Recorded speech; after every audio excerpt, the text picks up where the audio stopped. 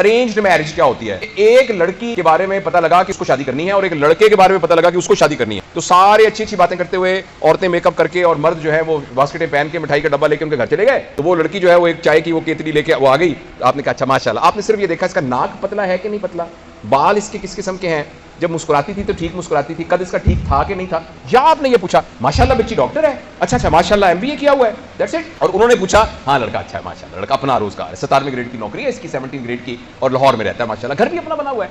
इन बुनियाद अब ये अगर सारी चीजें मौजूद हैं माशाल्लाह मुबारक हो, हम फलाने दिन हम आएंगे, और सारे लोगों ने इस तरह की मार्की बुक करा के और म्यूजिक लगा के डांस करना शुरू कर दिया, और उसके बाद कुछ अरसे के बाद शादी हो गई। बाद में पता लगा उनकी तो कोई कंपैटिबिलिटी नहीं है। तो मुझे तो ये बात बड़ी सिली और स्टूपिड लगती है, बुरा ना मनाइएगा। यू आर एन एडल्ट, आप अपने लिए पार्टनर को खुद आप चुनिए, और जितना शरीयत ने इजाजत दी है उसके साथ एक राब्ता रख के उसको करने की, तो आप उसको खुद देखिए, आप देखिए वो कंपैटिबल आपके साथ है कि नहीं है। आप अपनी मर्जी से टेलर से कपड़े सिलवाएं, फिर भी जरूरी नहीं है कि वो कपड़े आपको 100% कहीं ना कहीं कुछ झोल रह जाता है। तो इंसान तो कभी भी कस्टम मेड नहीं होता, थोड़ा बहुत तो कंप्रोमाइज करना ही पड़ता है। कंप्रोमाइज नहीं करना चाहिए, अंडरस्टैंड करना पड़ता है, एक्सेप्ट करना पड़ता है, लेकिन शादी सोच समझ के कीजिएगा, इन प्रेशर्स पर ना कीजिएगा। शादी इस तरह का मत कीजिएगा, आप खुद आपने पूरी जिंदगी गुजारनी है, आप खुद सोच समझ के कीजिएगा। और टाइम का एज का भी आप खुद डिसाइड करें। आप सोच समझ के देखते हैं मैं कौन से प्रोफेशन में गया, आप सोच समझ के करते हैं मैं कौन सी शर्ट पहनूं, आप सोच समझ के मैं टूथपेस्ट कौन सी खरीदूं, कौन सा मोटर बाइक खरीदूं, तो अपने इसमें भी सोच समझ के कीजिए। एक अलबत्ता मैं आपका बड़ा होने की हैसियत से ये कहता हूं, दुनिया में जितने रिश्ते हैं उनमें से स्पाउस का रिश्ता जो है ना, ये सबसे ज्यादा स्ट्रॉन्ग रिश्ता है,